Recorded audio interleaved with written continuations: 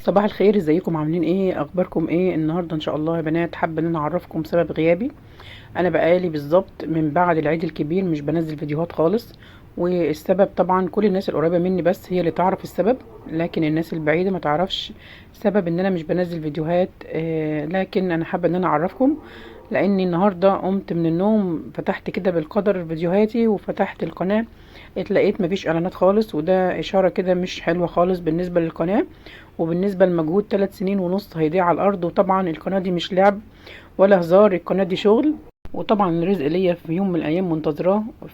وتعب ومجهود سنين مش هتقدروا تتخيلوه بجد. كل الناس اللي شغاله بس في اليوتيوب هتعرف يعني ايه قناه في اليوتيوب، يعني ايه شغل على فيديوهات، ويعني ايه تعب ومونتاج وتصوير وتظبيط فيديوهات وتنزيل فيديوهات وحرق اعصاب.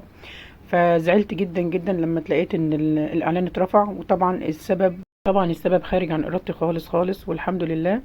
من بعد العيد الصغير بالظبط يا بنات، وانا الحمد لله رب العالمين، يعني نفسيا او جسمانيا وكل حاجه مش قادره خالص ان انا انزل فيديوهات او اعمل او حتى صوتي يطلع. يعني انا دلوقتي يعني بكلمكم وانا بكلمكم بالعافيه بس غصب عني بجد، لاني زعلت جدا جدا لما تلاقيت الفيديوهات كده من غير اعلانات، وطبعا ده اشاره مش حلوه خالص.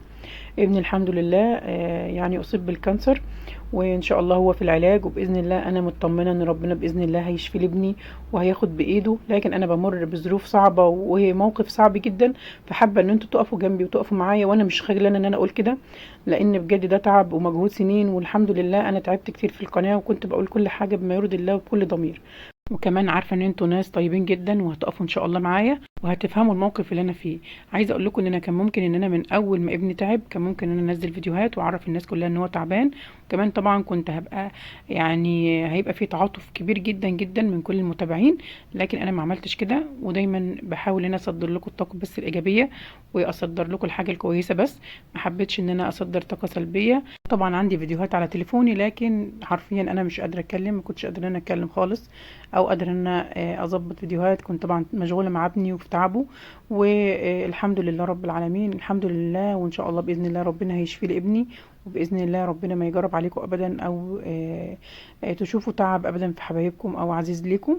والحمد لله مرحله صعبه وان شاء الله هتخطاها، وربنا معايا باذن الله. ولو وصلت للفيديو لهنا او للاخر يا ريت بعد اذنك تدعمي الفيديو، وانا واثقه ان شاء الله ان انتوا تدعموا الفيديو ده، وباذن الله الاعلانات هتنزل تاني وترجع تاني القناه احسن من الاول بامر ربنا وبدعمكم ان شاء الله. واشوف وشكم على خير باذن الله، ومع السلامه.